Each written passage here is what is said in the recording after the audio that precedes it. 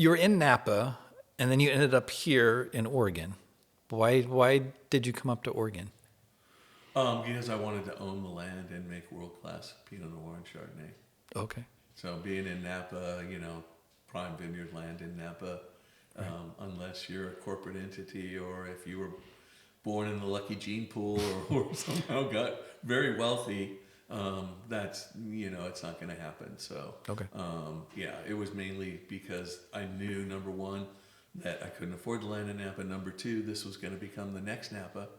And it was really a once-in-a-lifetime opportunity, maybe once in many lifetimes opportunity to get in on the ground floor of the next thing in the wine world in North America.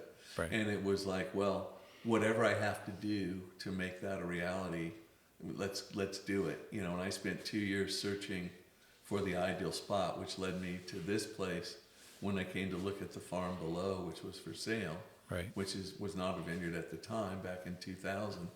And when I got there, I was like, well, this is okay, but that's the spot right there up the hill.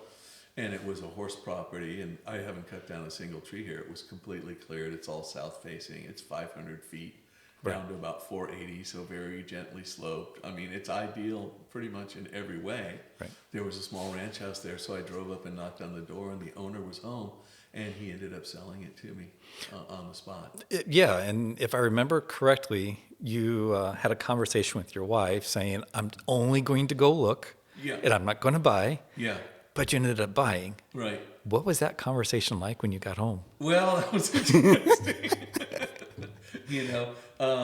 First of all, I think most people that do something like that, where you're going to pretty much uproot your whole family, the life they've known their entire lives, take them away from their schools and their friends, and your wife and her friends and all of that to pursue your dream, Right. right? Would probably say the same thing, as what happened to me, which was nobody really thought it was a good idea. Okay, in my family, they were like, "You did what? You do what?" And I said, "Well, don't worry, it's just bare land right now, and Right. it's going to take years to develop it. But eventually, I want you to understand that I'm going to want to move there, and we're Right. going to, and that's what is going to become my full-time career, and you guys are going to love it. Trust me, Right. And it was 7 years before we finished building our new home here." Right. And moving here, and it still wasn't enough time for them to get adjusted. Well, yeah, no, and I was going to iterate that it wasn't an immediate thing because No. you bought it, and then like 2 years later you planted vines, Right. and then a couple years after that was your first harvest, Yeah. and then 3 you like, years to be precise. yeah, But yeah.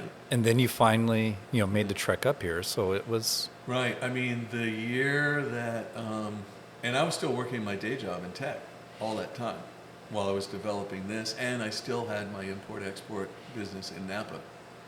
So I kept all of that until 2005. right, And then did my second planting here in '05, and then did my final planting in the spring of '10, that meant that in the fall of 2012, all of the vines were planted for this site, and they were all producing. In that September, I left my day job and started becoming a full-time winemaker at that time.